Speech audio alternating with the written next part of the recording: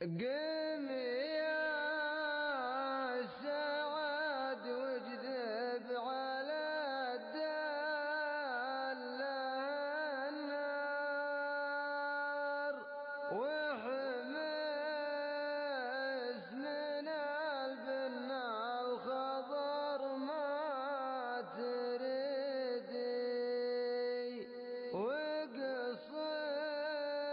وقصر بحس النجر ملدان نتكار نجر بالايام مجلس ما يفدي وحش قلبي حش عود بمنشار ولاك ما حشت صريف الجريدي يا رجل ايدي ماشي سجاه ومسيار ربعت ورا ودار ما هو العبيدي عهدي بهم بأول شهر يوم الأمطار واليوم في حد الشمال البعيدي يا الله من مزن مع الصبح مدرار خيال من الممشى وناون سديدي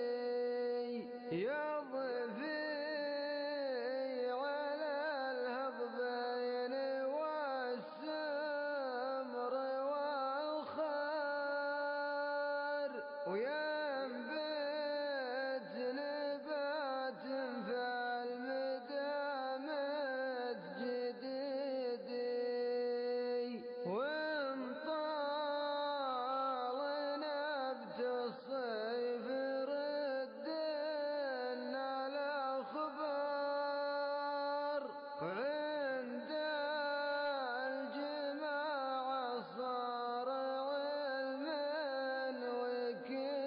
وكدي وعلى دلال حنيف كثران الاشوار متشاورين رايهم بالشديدي ثم أصبحوا والجار يبرى له الجار ثم جوك الزبل سوات المديدي ثم جوك القبل سوات المديدي ثم جوك القبل سوات المديدي قم يا سعد واجذب على النار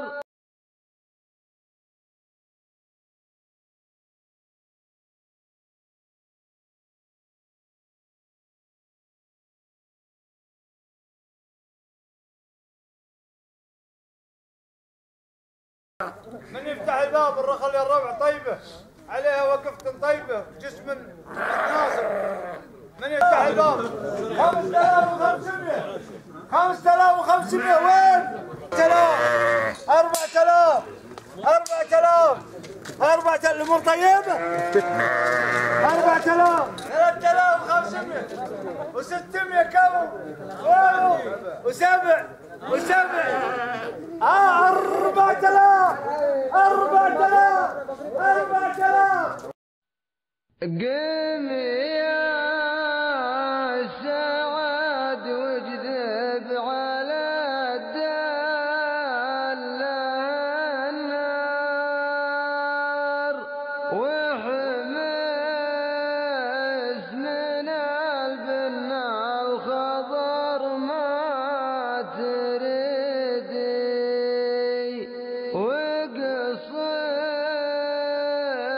بحس النجر مالدان نتكار نجر بليا مجلس ما يفيدي. ما أحب أوجه كلمة شكر وتقدير وتحية القائمين على المزاد اليوم.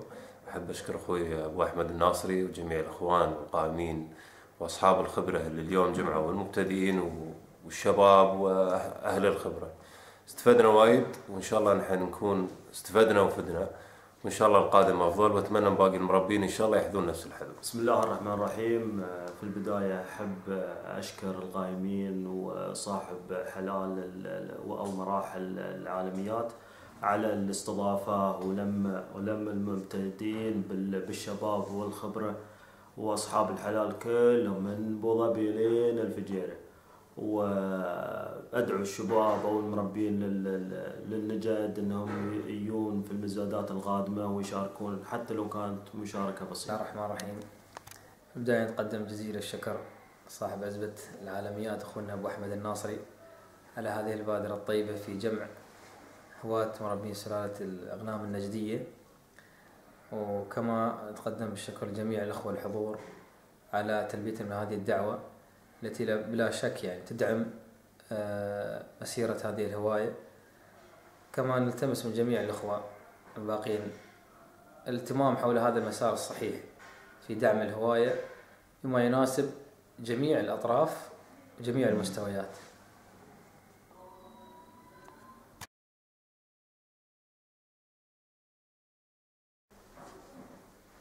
بسم الله الرحمن الرحيم، والصلاة والسلام على سيدنا محمد وعلى آله وأصحابه وسلم أجمعين. نشكر إخواننا المربين اللي لبوا دعوتنا بالجلسة الثانية في عزبة العالمية من جميع مناطق الدولة، وهذه الجلسة تكون دعم للهواية، ونتمنى من إخواننا المربين لهواية النجدية أنهم يتساعدون ويعملون جلسات في جميع مناطق الدولة، مش إلا محصورة على عزبة العالمية. نتمنى من الجميع، والله يجزاهم خير وما قصرتوا. الله وبركاته. أقدم الشكر الجزيل لأخواني الحضور اللي لبوا الدعوة للجلسة الثانية لعام 2014 ميلادي وتحملوا عناء السفر، ونشكرهم على حضورهم وتلبيتهم الدعوة مرة ثانية. ونهدف من التجمع هذا لدفع وتقدم الهواية النجدية في دولة الإمارات العربية المتحدة، ونرجو من أخواننا جميعا الدعم والمساهمة ويا أخوانهم الباقيين في رفعة هذه الهواية لما فيه الصالح العام. والسلام عليكم ورحمة الله وبركاته. قم